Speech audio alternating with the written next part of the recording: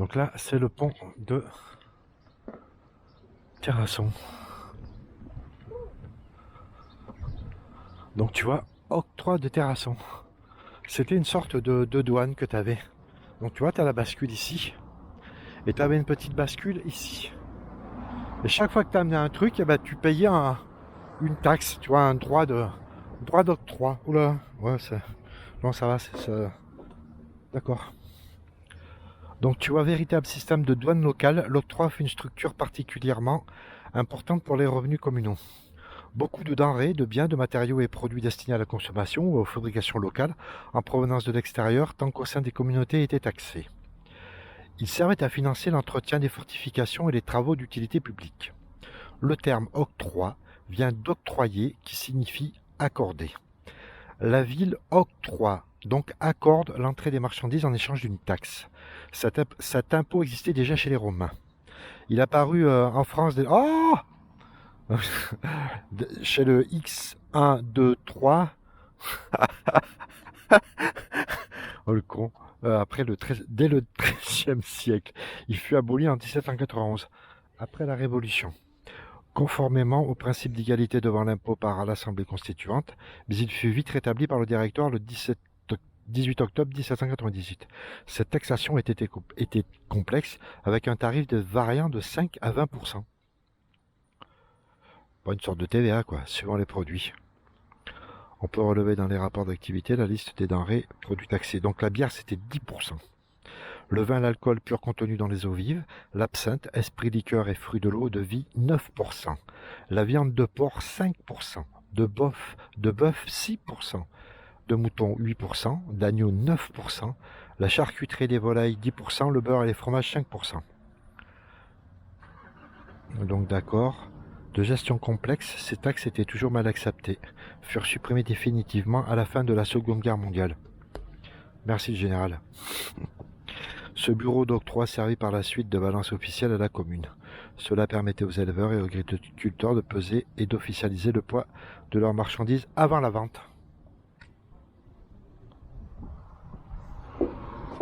Donc maintenant, je vais essayer de me garer un peu plus près. Et je voudrais aller visiter... cette passerelle, à moins qu'on la fasse à pied. Ah putain, j'ai pas pris ma poche d'eau de vététiste. Merde. Ah putain, c'est chiant. Ouais, je sais pas comment je vais faire.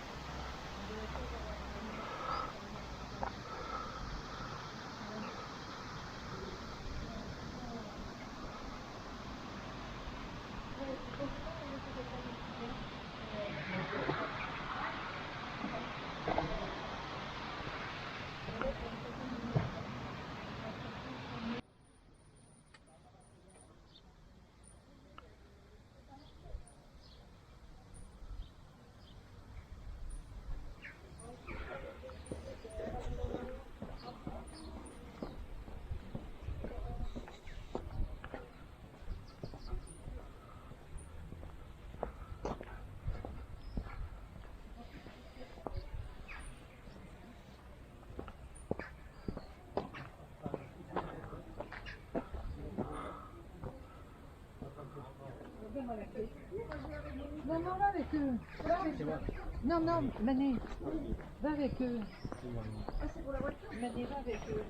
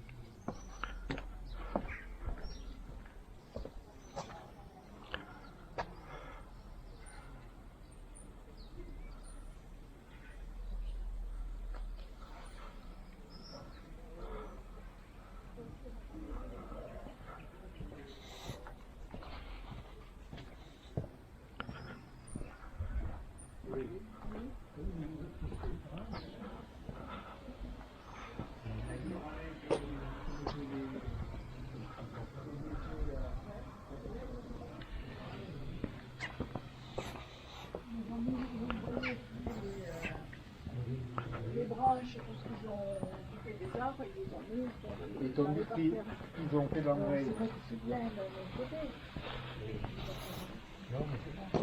Mais ça protège, hein.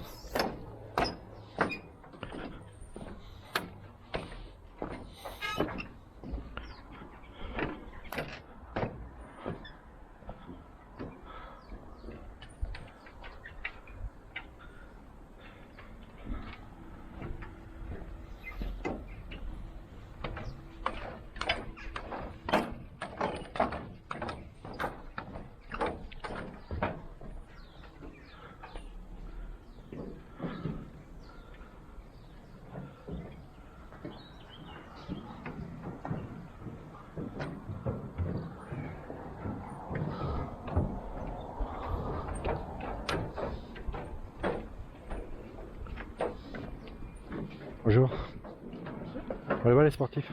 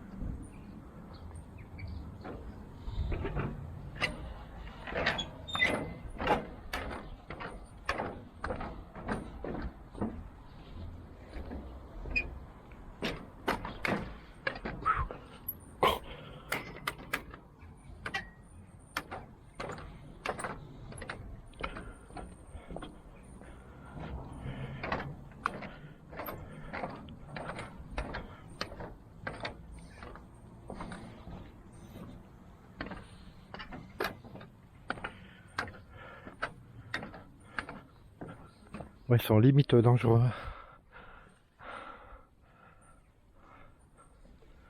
Les marches, ouais, il y en a une ou deux où tu risques de te vautrer, mais bien comme il faut.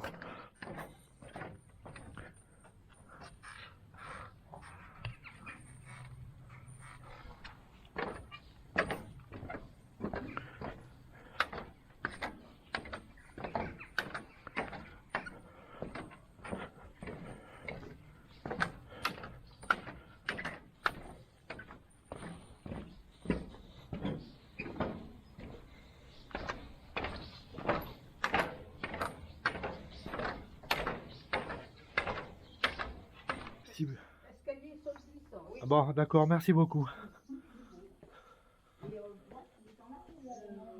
Donc attention, escalier glissant. Donc après je te lirai la description parce qu'il y avait des dames, des touristes. Putain comment ça appelle? Putain comment ça pue? Ah, ça sent mauvais.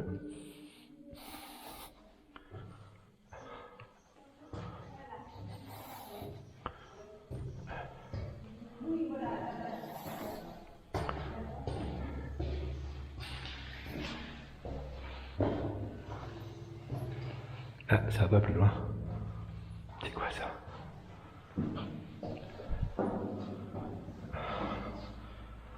Oh, est-ce que t'as peur? Attends, parce que c'est pas bon. Oh, ça glisse, ça rase. Oh. Attends, je vais augmenter la luminosité. Là, ça va pas le faire. Putain, comment ça appelle?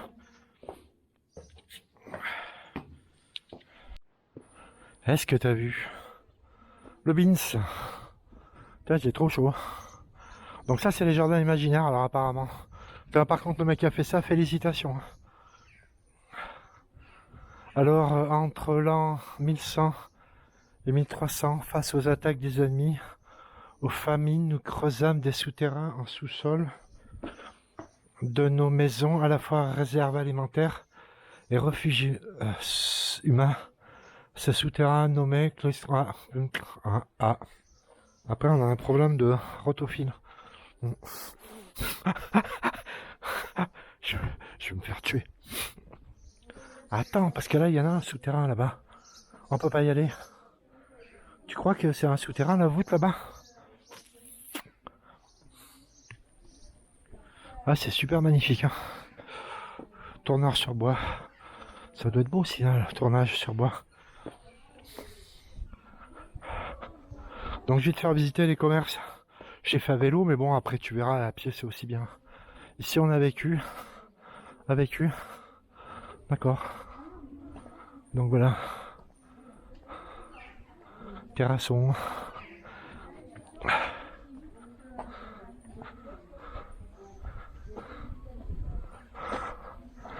Peintre poète, d'accord, c'est un peintre. D'accord.